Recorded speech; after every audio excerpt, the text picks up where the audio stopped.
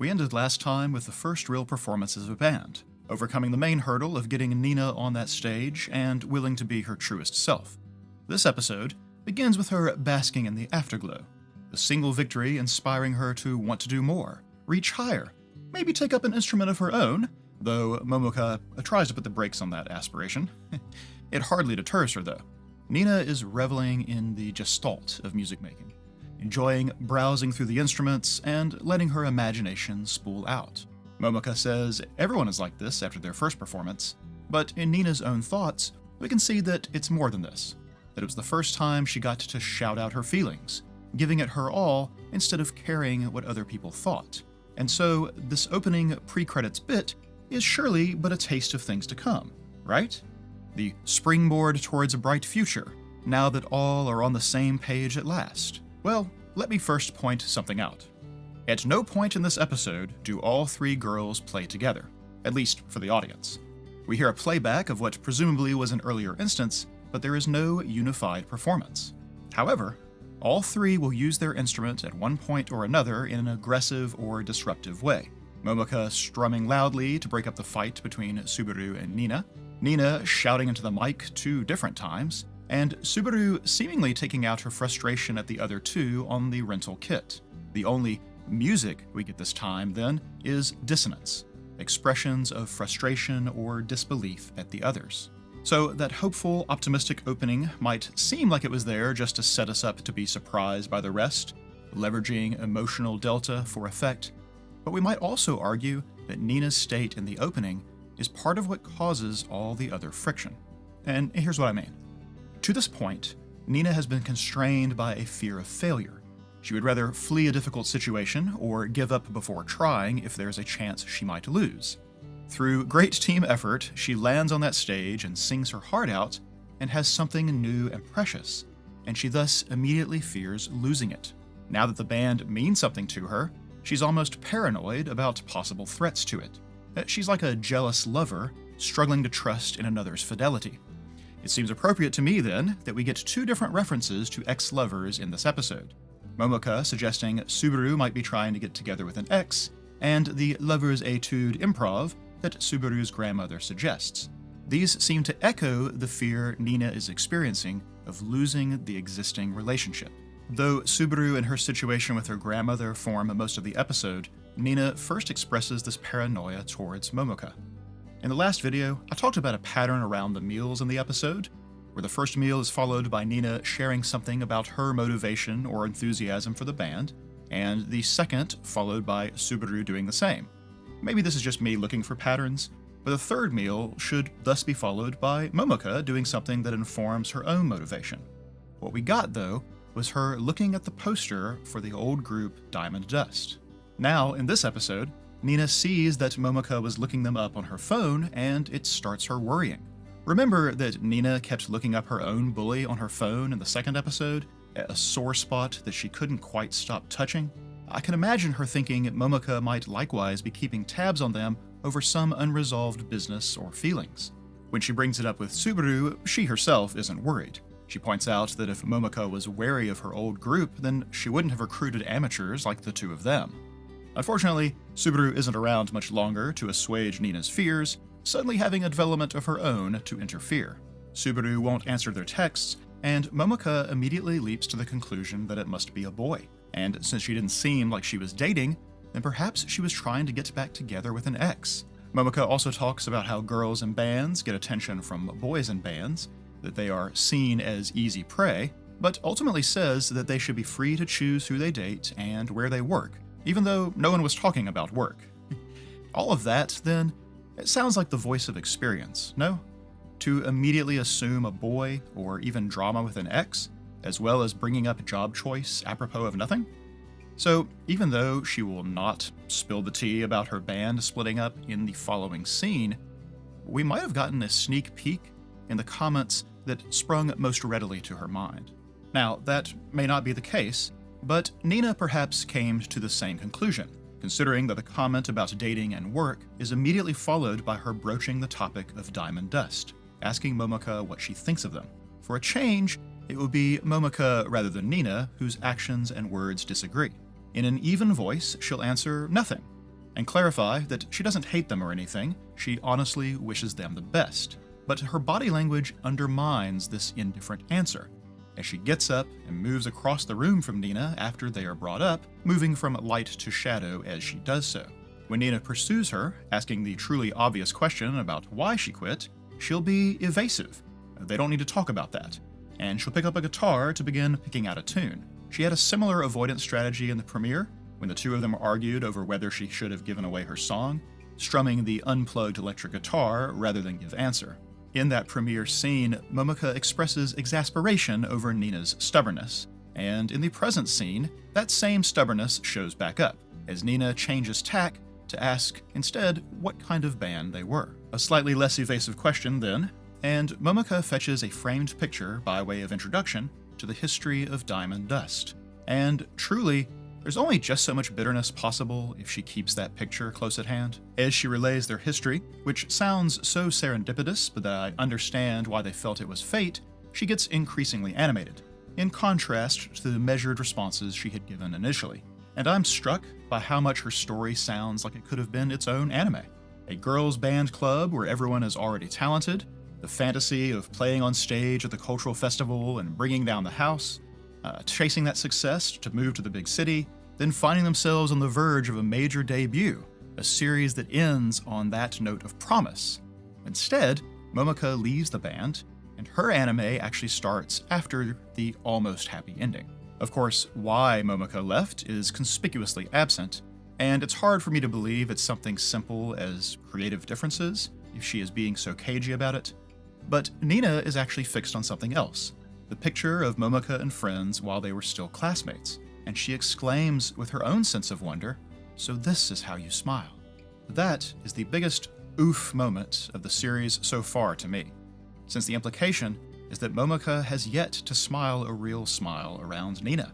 For all of her encouragement and challenging of Nina, the getting back together on the stage, making something together, all her philosophizing about what it means to be in a band, in none of that was she ever as happy as this moment in her youth when her dream was still in front of her. Now, maybe that's just because she's older and wiser now, no longer idealistic and carefree. Maybe it's a different kind of joy to chase a dream with school friends rather than just random people she's met. Or maybe she is not letting herself be invested this time around. Once bitten, twice shy. Whatever it is, the implication is that Momoko's smiles to this point have been something of an act, regardless of whether she's pretending to be happy when she's not, or pretending to be less happy than she actually is.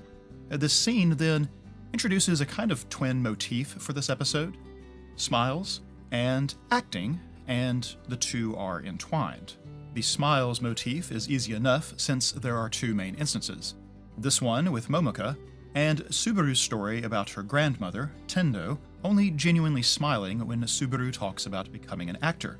Nina explicitly links the two in her head, in fact, thinking back to Momoko's smile when hearing Subaru tell her tale.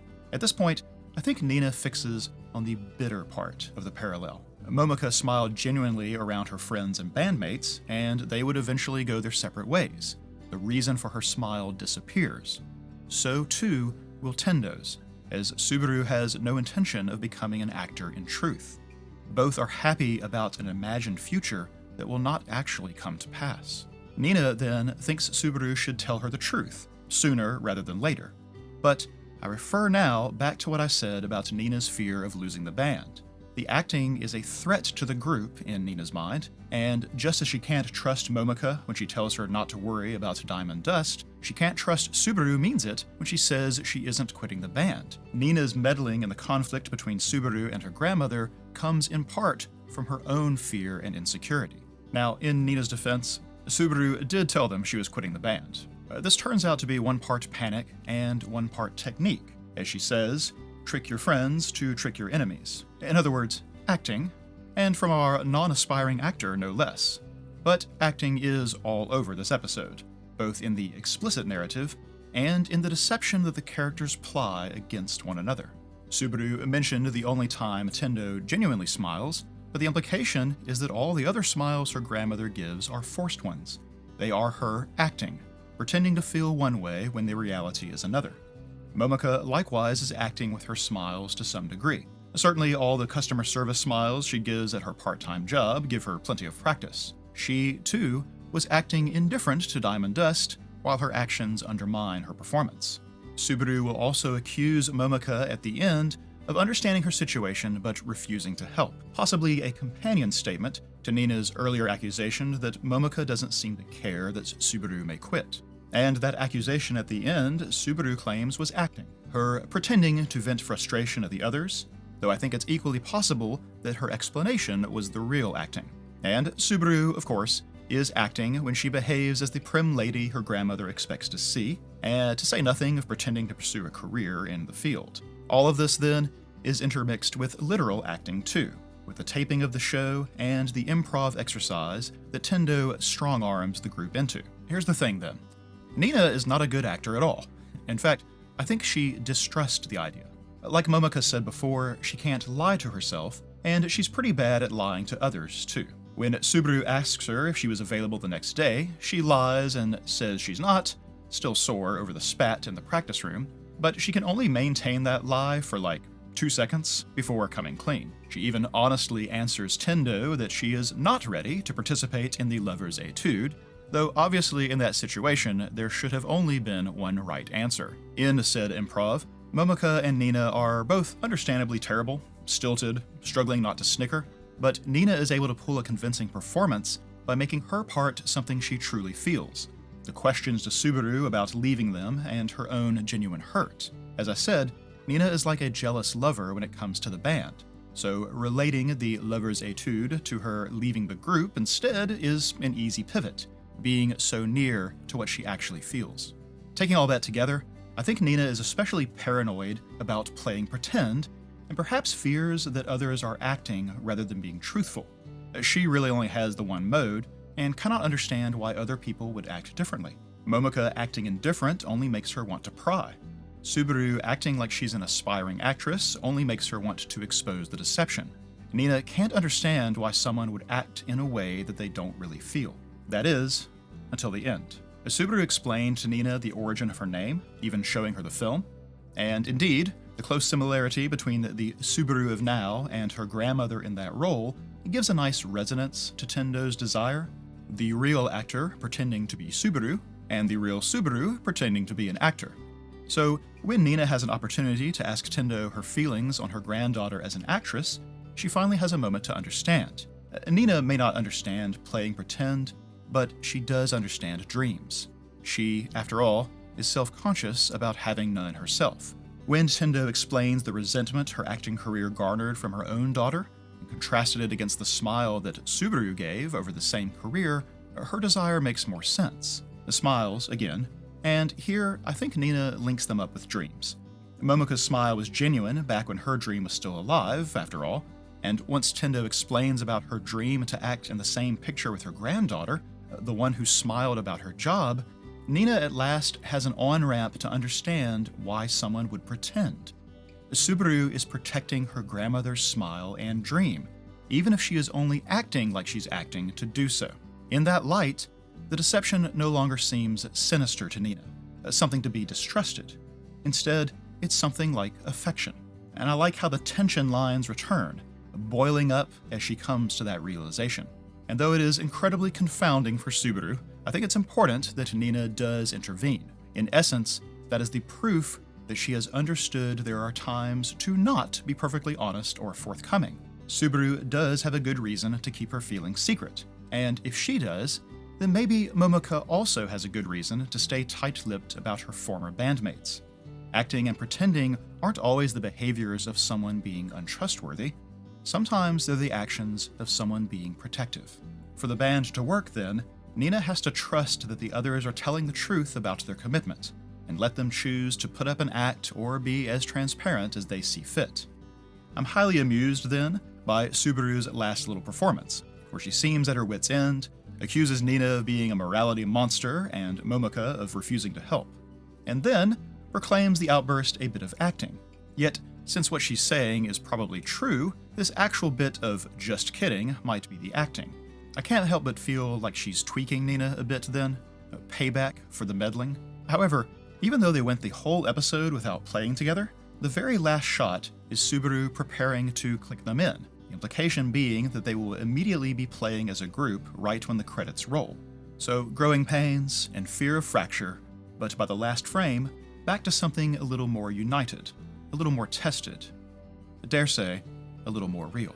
So in goals, there isn't anything that gives the macro story a sense of progression, but we do have a kind of in-episode goal revealed and fulfilled when Subaru acts in the drama alongside Tendo. Likewise, we at least understand Subaru continuing to live a lie, as it fulfills her unspoken goal of making her grandmother smile. I'm not sure either of these things will inform the narrative going forward, but I do want to mention a bit out of the last scene. Now that Nina understands why Subaru behaves as she did, she thinks she can wait to tell the truth, and Subaru wants to know when, and Nina's answer is when she finds something she wants to do. That is, don't replace Tendo's goal, her dream, with nothing. Wait until you have your own dream to substitute instead. In conflicts, we also have one introduced and resolved in episode, so again, there is no sense of overall story progression. Had Subaru come clean, that might actually have created a new conflict of upheaval in her life. Subaru's conflict serves the purpose of characterization instead. However, I mentioned last time that Momika's meaningful glances towards Diamond Dust might potentially become something, and in this episode, Nina's own paranoia causes friction between them. Momika has some reason to keep her cards close to her chest, and the story likewise is sparse with details. Touching it repeatedly, though, suggests that a future episode will make things more plain. But whether that is crisis or triumph is something I can only guess blindly for now. In characterization, I wanted to reiterate what I said about Nina's suspicion towards playing pretend. There's a bit when they show up at the acting school, and she warns Momika that Subaru acts really annoying here. She's referring to when she delivered the phone, and saw Subaru behave differently in front of her peers than she does with them. And Nina simply doesn't trust that kind of behavior, and I won't be surprised she suffered some grief due to two-faced behavior back in school. But when Subaru invites her over and explains where she is coming from, even the reason she went through attending acting school, Subaru herself becomes more sympathetic. Nina fears she is putting on an act with them, but was wary of her niceness from the very beginning, but the Subaru inviting her into her home to explain her namesake, sharing her fake acting aspiration with Nina, but not with Momika, and the one who shouts her frustration at Nina? Well, that's the real Subaru, and just as Nina later realized her kindness in trying to involve her in the dinner conversation, she must accept her kindness towards her grandmother in living as she does. It may turn out that Momika keeping mum about leaving her group is also an act of kindness, and Nina at least must entertain that idea now. World-building-wise, we get to see how the other half lives, with Subaru's apartment big enough to stick Momika's whole house in there, but alongside that, Subaru's own dismissal of it, that you'd get over it quickly. It's a characterizing detail to have the beanbag chair amid all the other niceties, the one true note of Subaru in the place, and of course, the first thing Nina fixes upon for her own seat. I wondered last time if her grandmother's status would matter to the plot, not expecting it to immediately hijack the next episode. But considering how we ended, I wouldn't be surprised if this episode is the only time it mattered. We'll also count the history of Diamond Dust, adding to our understanding of Momika's circumstances. Especially telling is that she left just before the major debut, and the current promotional photo of the group. Considering what we know about Momika's stage dress and band philosophy, one wonders if the idol-like, matching uniforms of the current group are something she would have wanted to be a part of. Let's also add that they are working on recording their songs, even laying down tracks separately in a standard studio workflow, and that it's something Momika is comfortable doing. For theme, we basically departed from previous patterns for a change, even switching into external conflicts for Nina instead of internal ones. I think the contrast between this episode and prior ones is worth noting. Momika had been trying to get Nina to speak her truth for 2 episodes, practically pulling her out of her shell with both hands and her teeth, and culminating in the concert where she put her real feelings into her singing. I can understand, then, why Nina is confused by Subaru and Momika each resisting her attempts to get them to share their own truths. This, then, is a qualification to the earlier lesson. There are times to be your raw, honest self, but that is not a universal guideline. Nina daring to bare her soul only affects Nina. but Subaru coming clean about not wanting to act affects someone else. Momoka's reason for leaving the band may not be something that is only her truth to share, or would only affect her if she does. These are back-to-back life lessons. If I'm forming a wish list, then I'd like to see Nina do a little songwriting that incorporates what she's learned. Now that we're 4 episodes in, this series to me most resembles a coming-of-age story, with the band and its unique stresses and opportunities the form of the crucible which shapes Nina's transition to adulthood.